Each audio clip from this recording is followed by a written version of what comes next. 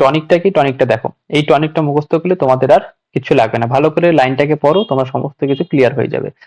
সার্কের 8টা কান্ট্রির টনিক, কি টনিক রয়েছে? ভারতের পানি নিয়ে, পানি মানে জল, ওকে, ভারতের পানি নিয়ে শ্রী ভুটানে, বাংলার মালি, আফগান, মানে শ্রী আফগান একটা লোক যে ভারতের পানি নিয়ে শ্রী ভুটানে গিয়েছে, ঠিক আছে, বাংলার মালি আবার সে। তো এইভাবে তোমরা ছড়াটাকে বা লাইনটাকে মনে রাখো যেভাবে ইচ্ছা, যে ভারতের পানি নিয়ে শ্রী ভুটানে, বাংলার মালি, আফগান। এখান থেকে তোমরা বের করতে পারছো যে ভারত, অবশ্যই এখানে ভারত চলে আসবে, ওকে, ভারত, পানি বলতে এখানে পাকিস্তান, ওকে, পাকিস্তান, নিয়ে বলতে এখানে নেপাল, নেপাল, এবং শ্রী বলতে এখানে শ্রীলঙ্কা, ওকে, শ্রীলঙ্কা, ভুটান বলতে এখানে বুঝতেই পারছো ভুটান, ওকে।